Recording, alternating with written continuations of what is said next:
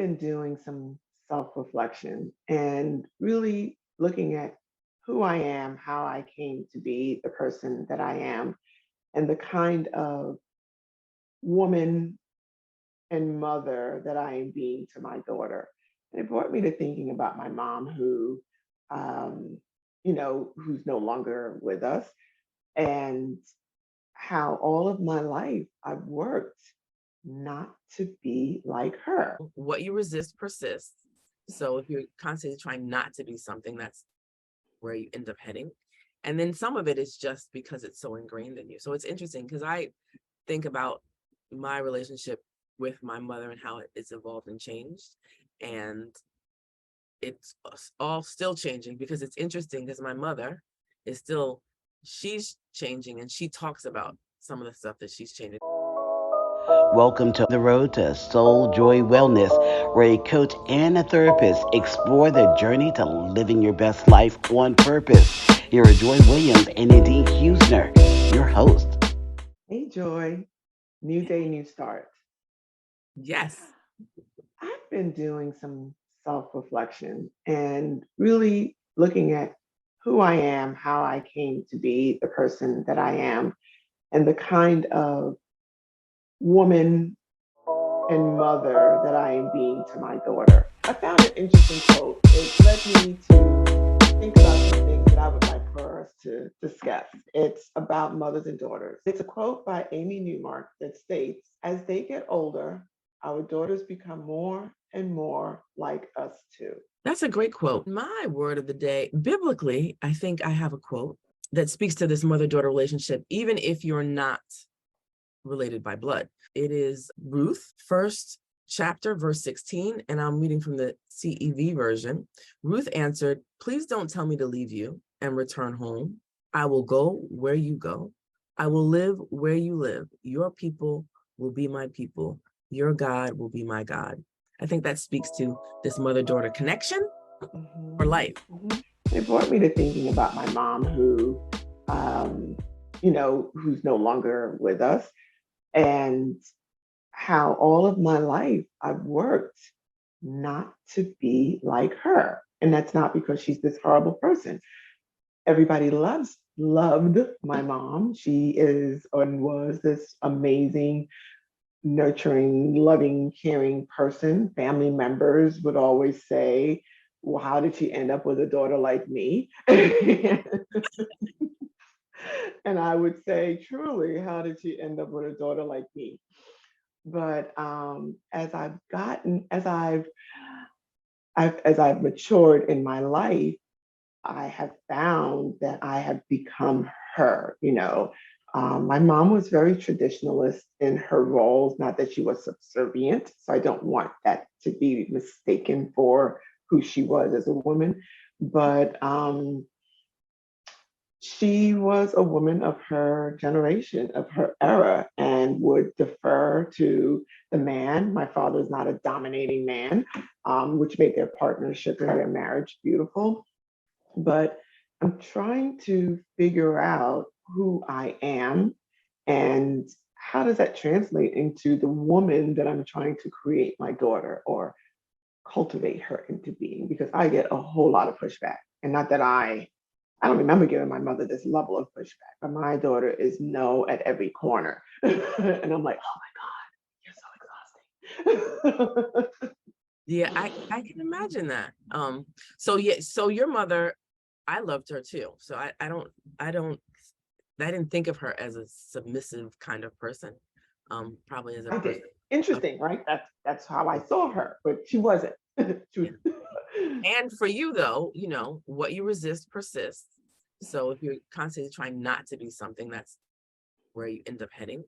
And then some of it is just because it's so ingrained in you. So it's interesting because I think about my relationship with my mother and how it's evolved and changed.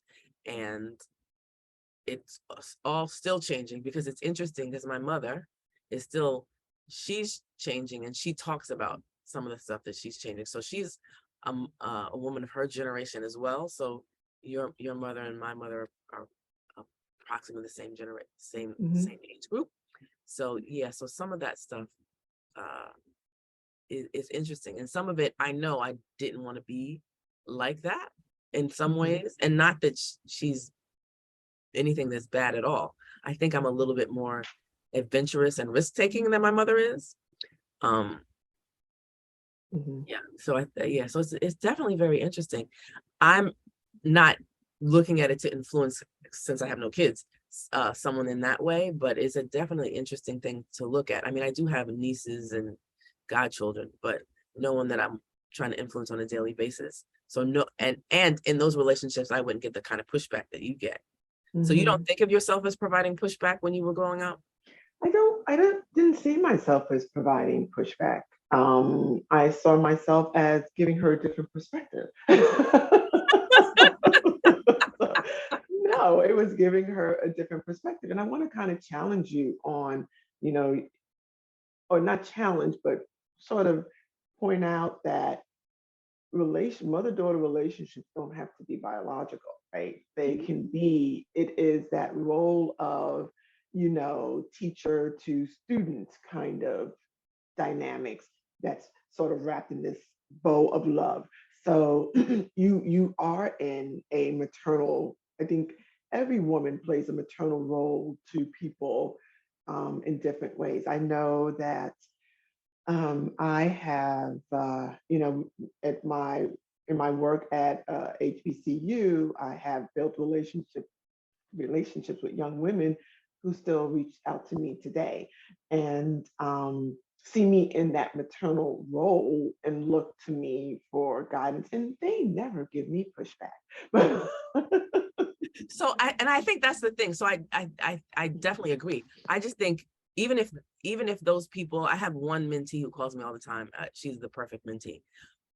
But I think even if they were giving me pushback, it would look different. It wouldn't feel that way. So she doesn't give me pushback like I'm sure I gave my mother. Like I'm sure, and now because I know one of my first reactions when someone says something, and it's not just my mother, but when someone says something, I say no. So I just have to. So I'm working on that. I'm just working on not saying no. Like even if I feel it deep within my soul, just to hold it in, because people, I'm like, no, like there's something about what that person said that I think is not right. I'm like, no, we're not doing that.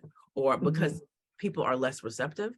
But with my mother, even doing those things, I think it becomes an issue. So at her age and my age, as adults, she thinks I give her a lot of pushback. Mm. So, And again, as you asked the question before, did I give my mother pushback? And from my perspective, I wasn't given pushback. And that you said something interesting, that she still perceives and experiences you as giving pushback. And as I coined it, no, it's just a different perspective. and that's what I would So, say. I'm gonna get a different perspective. right. So, it's interesting that you say it that way, because like the whole dynamics, right? The I know more than you do. Just do what I say. I am smarter, brighter, stronger, all of these things. Just listen to me, right? And our daughters don't do that. And I do see that, um, even with my mother, I would always give her, and I would feel like my pushback is making her better, it's making her a stronger person, right? Making her. Meanwhile, she would just like walk away and be like, whatever. I don't even want to deal with you. But it is, and I wonder if my relationship with my mother, right, which was a good relationship, played out into my relationship with other women, in the way how I interact and experience other women. I'm not even sure, because I hear women talk about, oh, I don't have women friends, or I would never, and I'm like, I don't understand that. When people perceive or project women to be untrustworthy, 99% of my friends are women. So when women tell me that women are untrustworthy, I find it hard to believe. Yeah, I would agree. And because I think there are some women who are untrustworthy and some men who are untrustworthy. But the Absolutely. people in my circle that I trust are women. the closest people that I trust are women. I have some men that I talk to who are friends, but I'm not telling them the same Exactly. breadth of things. And maybe one of it is, we are both members of the same sorority. So we have felt those relationships. It's not that women can't be challenging as well. So I think there are different dynamics, but True. I don't like that generalization from people when they say they can't have women friends. I feel like it must be a self-fulfilling prophecy that you can't have a woman. Exactly. I think so too. And by no means am I saying that I have daddy issues. I have a phenomenal, amazing father, and I have great relationships with men.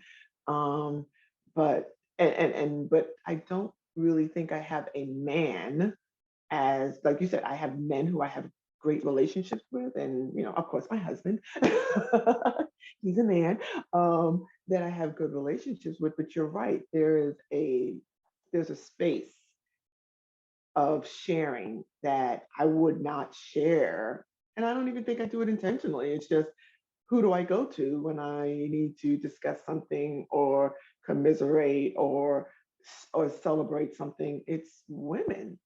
And it's just interesting as I think about that too. And I think now, when I think about it, there's so many spaces where women are coming together to be supportive of one another. And women are in not just sororities, but people are creating these female spaces of women supporting women in business and careers. And I think about some of the groups that I belong to. And when you get together with women, it's like, how can I help you? So if people don't have that experience and can't get that, I think there's that's challenging. I do think you can have, you'll have a bad relationship. You can't get along with everyone the same way. But I think in recent years, I mean, I was just at an ESPNW summit, which is, there were some men there, but it's ESPNW for women. And people are being really supportive of ideas and sharing, and connecting, and offering themselves to be supportive. So let me ask you this question though, and about your relationship with your mother, right? Mothers and daughters argue all the time. It is part of our love language. Do you feel that the dynamics that play out in disagreements or arguments between you and your mother are replicated in your relationship with other women? Not exactly. So, and then, yes, but they replicate it differently. So my mother, I think she raised me to be she and my father raised me to be a strong, independent thinker, but didn't appreciate that independent thinking when I was giving it back to them. We never do. Yeah, right. So I want you to be strong, independent, but I want you to agree with me. So when I question what they say, I think she takes it more personally. So I think that's the difference in the dynamic. Now, there are some people who take it personally because I am a really direct speaker. And often I don't have a lot of fluff and floweriness, and, and it sounds, for those people who lead with their like empathetic, trying to make you feel a kind of way voice, that doesn't happen. But my close friends are really similar, and or both. They know me, so they know what I'm talking about, right? So they don't receive that negative thing the same way for the most part. So I can think of conversations with people where I would respond the same. If my mother said something I didn't agree, I would say the same thing to them. But their response would be different in general, in my close circle. So in a larger circle, because I recognize that people don't appreciate the directness, some of those people probably respond the same way my mother would. Well, so interesting enough, I get both parts, right? Because of where I am in my life. So I get what you say when your, different views is not personal, right? And I know that when I speak to my daughter, now mind you, I'm dealing with a 13-year-old, so very different. But there are things that I feel that when I say them, or when I tell you this, or I caution you about something, that I feel you should trust my experience, my life experience, and not challenge and question and give pushback, because then the space that I go into is like, you don't value what I have to offer. I don't understand why you don't value. So yes, it does become personal in that situation, because then I'm like, well, who else is going to give you advice? Who else is giving you advice that's not going to, um, be a detriment to you, because your failure, and that's probably the other piece why it becomes personal with your mom. So here's where I'm thinking, giving you insight into my world. My daughter's failure is my failure, right? So you not succeeding, it's not just you don't succeed by yourself, it's me not succeeding also. So yes, I have a very big dog in the fight. And that's why I think it becomes personal, because it's like, no, this is not just about your life, this is my life. And how do we as mothers separate from that? And how do we as daughters acknowledge that, it's not that my mother doesn't value my perspective, is that she's anchored into my success in this. Yeah, I can see that. And I can see as the 13-year-old how you're not thinking that. Like, yeah, that's what you said. Uh-huh. I don't, Uh, uh-huh. Right. So, but I also see from a parent's perspective and how you sort of make that transition, because some of it is this risk. So, and generational risk and your perspective of risk. Because I think my mother has a lower risk tolerance than I do. And mhm, the mhm, thing that she would fair. risk, right? She Mhm, would risk, um, so she would stay at a job she didn't like for longer than I would, right? I would say it's a job. And in fact, when I was in high school, I told her to quit her job. I was like, quit, it's just a job, Mom. mhm, So I'm like, quit, quit, quit. So I can understand her thinking, I need money to take care of you. I need to support, I yeah. need bigger picture. So I think some of those things are definitely that you trying to be empathetic as to what your daughter is feeling, and then Mhm, bring the other side. So I think that's how you became more of your mother. It's like you now have this responsibility that you've taken on. How do you separate it and say, you go do you? That doesn't really make sense as a mother, right? it's super hard. I don't even know how to do it. Yeah. And then at the other time to say, well, sometimes we learn things better in failure. People say Mhm, that. But yeah.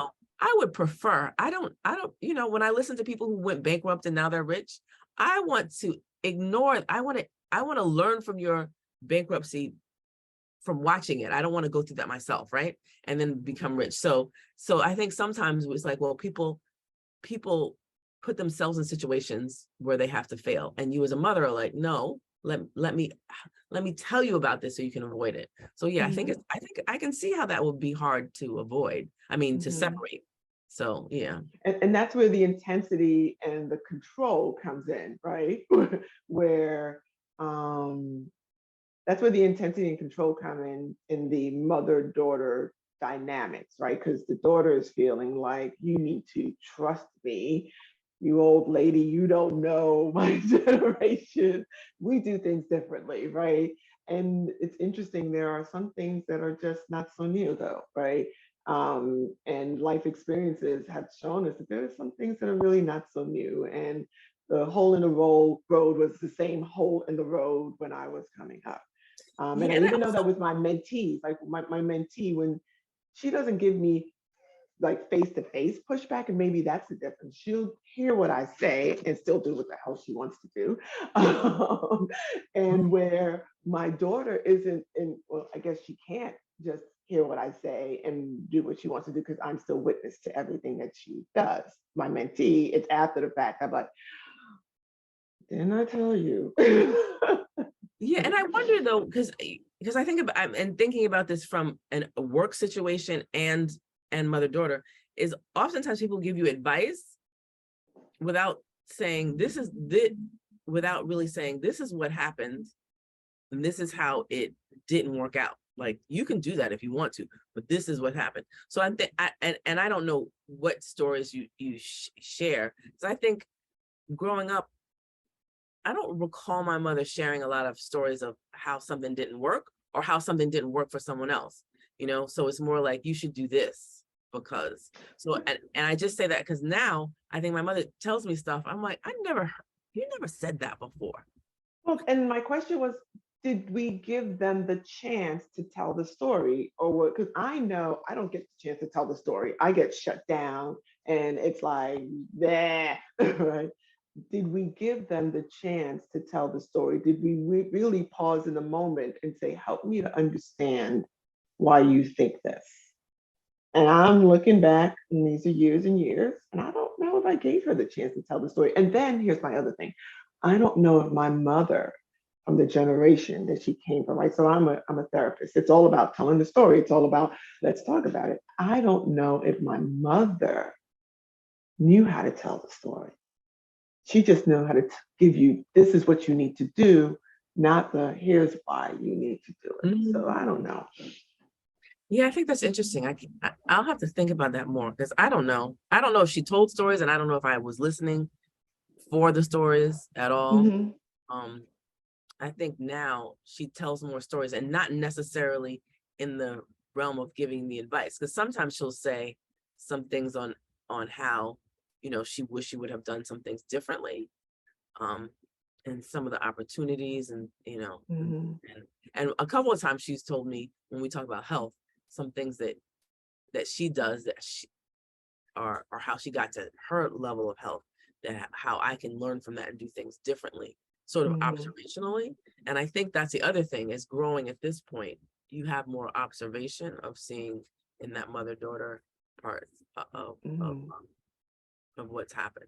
So she can be so supportive in the challenge I go through at work, or make recommendations, and then I can say, yeah, that's not what's happening, or this is what's happening. And yeah, that's interesting. I'll have to think about going back to your original point. Did I give her time to tell a story? Did she try to tell a story? I don't know. And I guess the takeaway from this, right? About the dynamics, the communications in these relationships, and how we ultimately evolve into our mothers, and are there really truly lessons that we have learned or can learn from them, and how does that play into us being in a mentor, motherly, maternal role with the next generation? So, I don't know if there's any right or wrong answer. It's about a process. Yeah, and I think also, as you started talking about, you're thinking about your life and how you're impacting people. So it's being, and I might sound weird, but sort of being empathetic with others and yourself. It's like, okay, how did I get here?